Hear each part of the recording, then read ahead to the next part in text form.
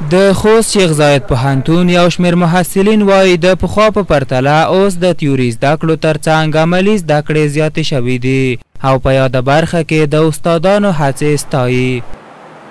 موږ ځو هلته پارم ته او عملي کار کوو. استادان موږ سره جوګه په جوګه څنګ په څنګ موږ سره همکاري کوي. کوم مشکلات وي کوم نیمګړتیا وي هغه موږ ته دوی ته ښیو او دوی راته اصلاح کوي.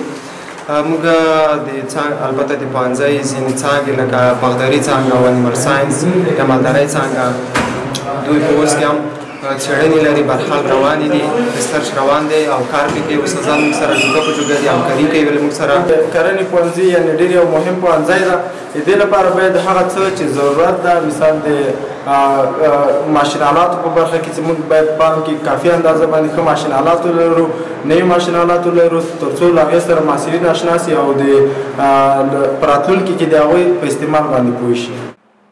د کرنې پوهنځي رئیس بیا وایي محصلینو ته په صنف کې د نظري زده کړو له ورکړې څخه وروسته په جوړ شوي فارمونو کې د هر مضمون مطابق عملي زده کړې ورکول کیږي. د په وینا په راتلونکي کې به د عصري وسایلو څخه په استفادې نور هم محصلینو ته د عملي زده کړو زمینه برابره کړي.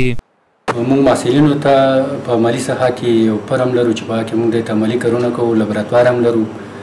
دلته نظري درس ورکوو، هلته محصلینو ته موږ بیا په عمل کې په فرم کې ټول عملي کارونه موږ د هر مضمون مطابق دی ته موږ هلته ښیو. نور هم پلان لرو چې فرم ته نور هم وسعت ورکو او لابراتوار نور هم عصري کو، په عصري وسایلو سنبال کو چې دی ته د عملي کارونو نور هم زمینه برابره کړو. د یاد پوهنځي عامر بیا وایي دوی د عملي کار ټول وسایل محصلینو ته چمتو کړي ترڅو محصلین په ښه شکل سره عملي زده کړې وکړي. هغه محصلینو سره د هر ډول همکارۍ ډاډ ورکړی او وایي چې تر اوسه ټول محصلین په ښې نتیجې سره له یاد پوهنځي فارغ شوي دي.